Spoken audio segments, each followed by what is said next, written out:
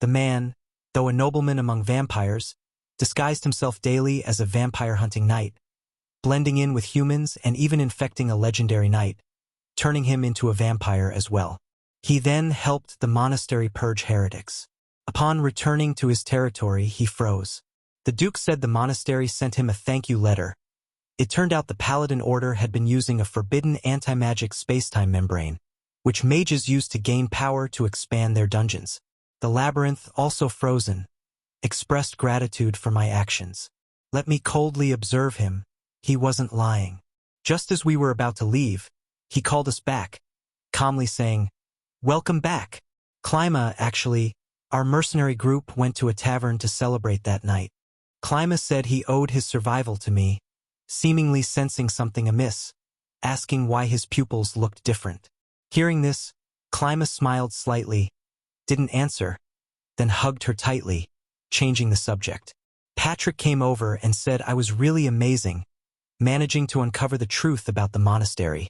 He said, "The master must be quite surprised, right?" I told him I'd gone to see him earlier, and he still seemed a bit off. Actually, the monastery had been in cahoots all along. The reason I had you capture some Templar Knights instead of the entire monastery was because doing so would offend the Evergross family.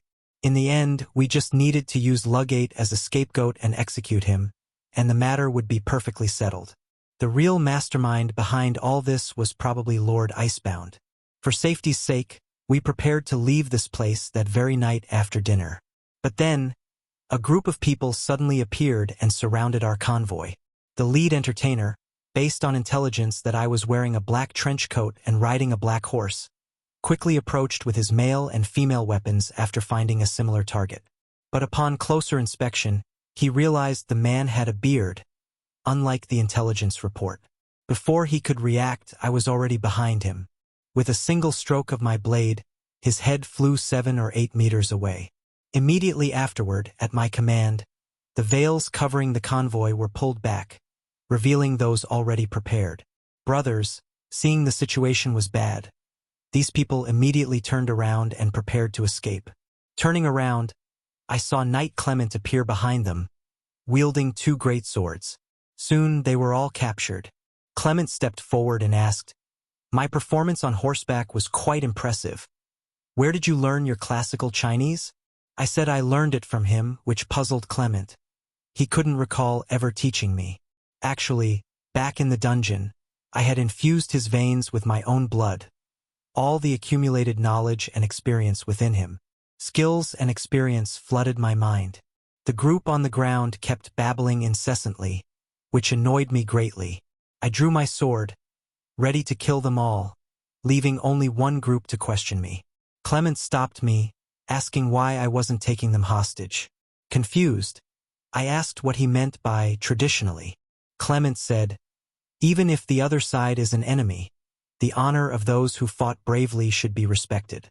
More importantly, we can use them to demand ransom." Then I asked, "Is it enough to just keep them alive?" After receiving a definite answer, I silently pulled out a large wooden club. I then led them to the Perrin Merchant Guild. Looking at the luxurious surroundings, they asked in surprise if they could really stay here. Fletcher stepped forward and said they could manage the expenses. I told him we could use these people to demand a ransom from Icebound. Also, the armor they gave me last time needed repairs, and I asked the guild to get Clima a new set. He helped me because I had brought back a large number of items from the dungeon this time. Their guild trading post couldn't handle getting me a few sets of armor, and besides, seeing that I had managed to recruit Clima, he felt his initial investment had been worthwhile. Sure enough, I asked him where we were headed next. I said I planned to go to a higher-level area to run some dungeons. Fletcher said he knew a good place and asked if I was interested. Meanwhile, Icebound, after learning that all the men he had sent out had actually been captured by me, smashed the room to pieces.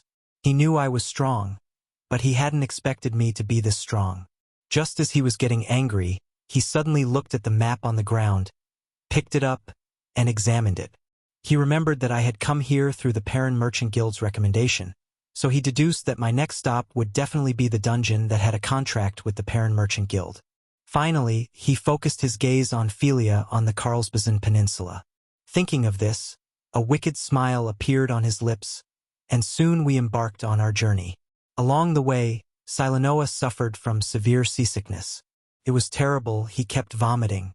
Clay immediately stepped forward and asked him why he had come with me if he was so seasick. Silanoa said he wanted to see if he could be of any help. Clay snorted, telling him to tell the truth. Hearing this, Silanoa finally said that he needed to collect materials from monsters to create a synthetic hand, and that researching and creating their own synthetic beast was their faction's ultimate goal and mission. After saying this, he solemnly swore to me that he wasn't lying. Then he turned his attention to the elves, asking what their purpose was. An elf had actually made a pact with a vampire. Milion said that following me would allow him to travel and collect gold coins, so why wouldn't he wait for them? After saying this, Clemma came over and asked what my purpose was. Hearing this, I fell into deep thought. Now I only have two goals. One is to regain my memories, and the other is revenge. I need to recover all my memories to figure out who I really am, and use the magic crystals within the monsters to strengthen the teachings of King Kael'thas and the Holy Knight who killed me in my previous life. I'm still relentlessly hunting vampires, so I absolutely cannot let my guard down.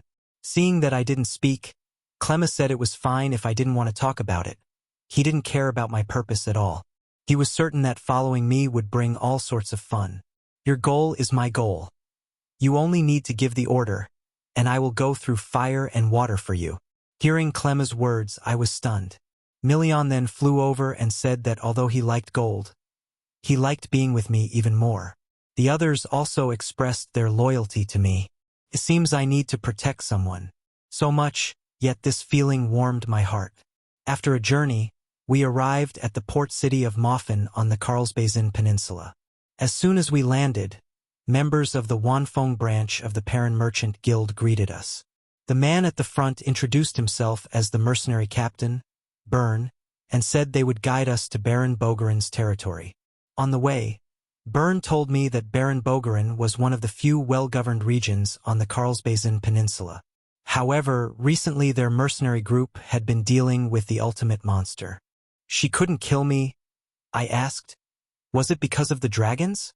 Byrne said, that's right. Whenever they prepare to launch a surprise attack, those dragons appear. They first let the harpies weaken them, and only when they're ready do they attack themselves. I thought to myself, these dragons are indeed high-level monsters. Perhaps I can kill a few to get more magic crystals. Then Byrne added, I suggest we obediently hand over money when we encounter bandits. This puzzled me, so I asked, what do dragons and bandits have to do with each other? Bourne was about to say something when he remembered the guild leader's earlier warning. Don't offend me. He had intended to say that I looked delicate and pampered, clearly a spoiled nobleman, and that I shouldn't die at the hands of bandits before even reaching my destination. He could tell that Clemma was quite strong, but I seemed to be the typical nobleman who used talented people like Clemma to gain personal credit. So, after thinking for a moment, he said that our goal was to eliminate the bandits' fate, so there was no need to waste time on them. As soon as he finished speaking, I tightened the reins, stopped, and stared at the woods ahead for a while. Reaching for the spear from Clement, I took it, turned, gathered my strength, and hurled it, striking the head of one of the men in front of me. Seeing they'd been discovered, everyone was startled and stopped hiding, popping out in unison. In an instant, dozens of men emerged from the bushes and stood in front of our caravan. Bourne was shocked, wondering how I discovered them. Before he could finish his thought, I shouted for him to protect the caravan, then drew my sword and charged at the group alone.